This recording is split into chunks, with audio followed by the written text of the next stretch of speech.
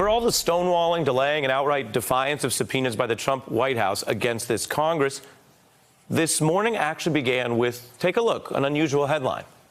Bill Barr's DOJ saying it agrees to share some Mueller evidence with the House Intelligence Committee. The New York Times noting that DOJ responding to that subpoena is a sharp contrast to their clash with Democrats on other committees like Judiciary. So that apparent breakthrough came after pressure from Intelligence Chair Adam Schiff, making him quite the newsmaker today. And Schiff actually opened up about those negotiations and a lot more when I interviewed him this morning at the Center for American Progress annual conference. He also unloaded on Mr. Barr right out of the gate. I hesitate to call him the Attorney General. He's really more the personal attorney for the president. But you see the argument. What do you mean by that? You don't think he deserves the title anymore? No. I think Bill Barr. Bill Barr has all the duplicity of Rudy Giuliani without the good looks and a general likability of Rudy Giuliani. I'm joined by the Center for American Progress's Juanita Tolliver.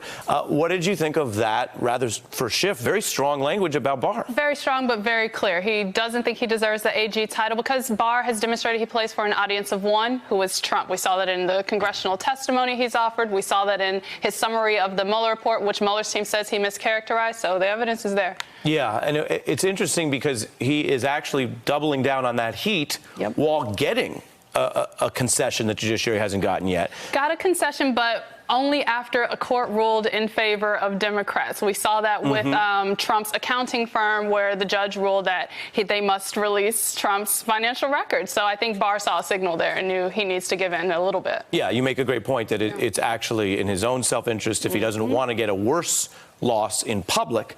Something else I want to ask you about is I discussed the whole Rod Rosenstein saga with Congressman Schiff. Now, I'm not just mentioning this because I interviewed Schiff. It's actually made news already. As you see here on the screen, these are some of the headlines that came out of what Adam Schiff told me here about making Rosenstein potentially testify. Take a look. You know, I think James Comey came probably very close to the accurate critique of Rod Rosenstein. He just wasn't strong enough. And, you know, someone made the observation, and I don't recall who the writer was, that power doesn't corrupt, it reveals. It reveals who you are. And I think for Bill Barr, it has revealed who Bill Barr is. I think for Rod Rosenstein, it has revealed who Rod Rosenstein is. And I think Rod simply wanted his job too much and was willing to make too many accommodations to keep that job. Do you think the Congress should call or subpoena Mr. Rosenstein to further explain that very controversial memo, which is the origin of the Mueller probe, in a way? I think he should be brought before both the Judiciary Committee as well as our own committee, and we are taking steps along that regard.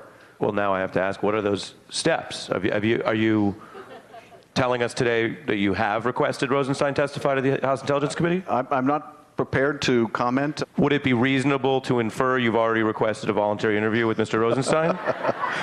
This does feel like a deposition. You know, it would be more than reasonable to infer that I think it's fully appropriate and for him to come and testify before Congress. I'm sorry that it felt like a depo. Push, Ari. I mean. But the headlines we showed were the bottom line of what we want to give viewers the full context, but not just us, but reporters have inferred from that yes, for the first time, he's confirming they want to get Rosenstein to testify. Why would that matter? Chairman Schiff was very clear about the fact that they're taking steps because they want to dig into a couple of things around his role in writing the memo that resulted in Comey's firing, what he knew at the time he wrote it. I think even looking back to his change in cooperation when it was a Republican-led House and now a Democratic-led House when he previously released over 800,000 documents. So there's a lot to dig into. I want to turn to another issue that, you know, some people say, oh, never compare anything because it's a new era. I think it's the opposite because part of my job, which I try to do, is not just fold and normalize. So if another president, say Barack Obama, was confirmed to, in the New York Times, be considering pardoning convicted war criminals, charged with murder, convicted of war crimes, convicted of, and I've said this on our show before and I'll say it again, of, quote, urinating on the deceased bodies of other soldiers. I don't think it would be a side story or a mentionable. I think it would be one of the biggest scandals for weeks. Yes. I think there would be whole committees opened up just in looking at that. And so with that in mind, although obviously the congressman and I discussed a lot of issues, I also pressed him on this report that we've been covering on our show. And this was his response to those potential pardons for war crimes. Take a look. The damage it would do, I think, would be incalculable. This is basically our president's message about everything. If you say nice things about me, if you have my back, I will have yours.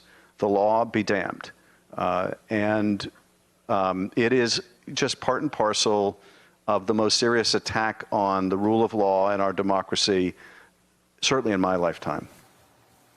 Look, one thing that Representative Schiff made very clear here was that there are limitations to the president's power to pardon. He does not wield that without any type of course correction. And I think Representative Schiff has already introduced legislation to try to reel that in. But there are only a few boundaries that they can set. It's still very troubling that the president operates in this way of have my back, I have yours. It's a signal that he sent out numerous times. So it's good that they're on top of that.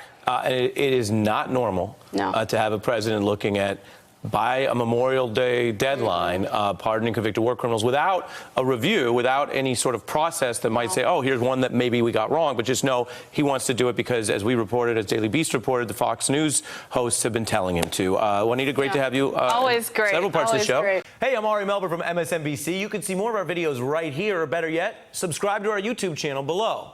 You could have been anywhere in the world, but you're here with us, and we appreciate that.